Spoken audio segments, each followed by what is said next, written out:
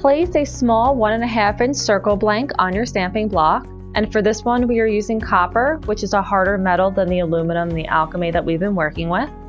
You're going to place your 6mm multi-heart design stamp in the center of the blank and use a tap and tilt technique to stamp a full impression.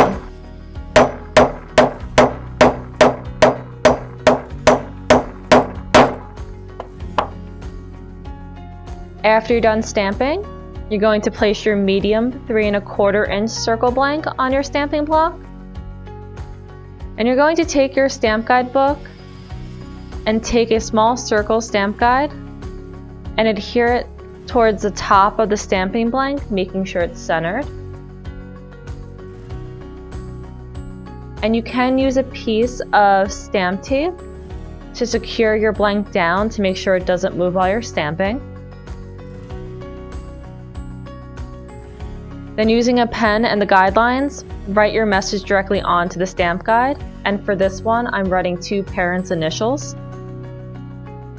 So you're going to hold your stamp lightly on the blank.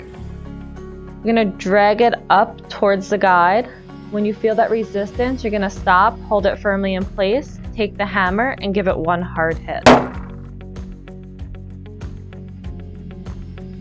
Again, you're going to lightly place it on the blank, drag it up towards the guide, feel that resistance, take the hammer, and give it one hard hit.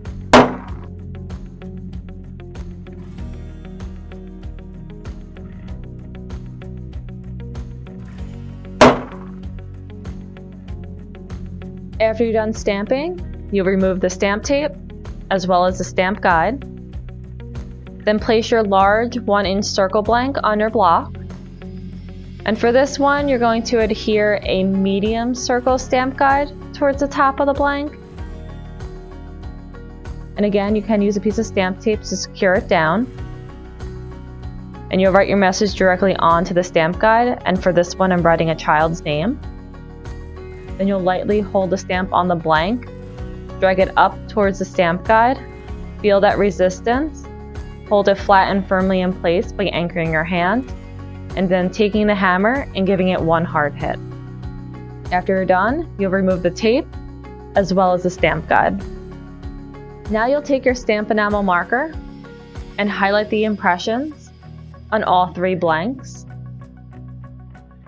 And you'll wait 3 minutes, give or take, until the enamel dries completely. Once dry, you'll take a paper towel and lightly wipe away the excess enamel from the surface of the blanks. And remember, you can use a little bit of rubbing alcohol to help you remove the enamel. Once the enamel is removed, you're going to take your chain nose pliers and you're going to laterally twist the jump ring open.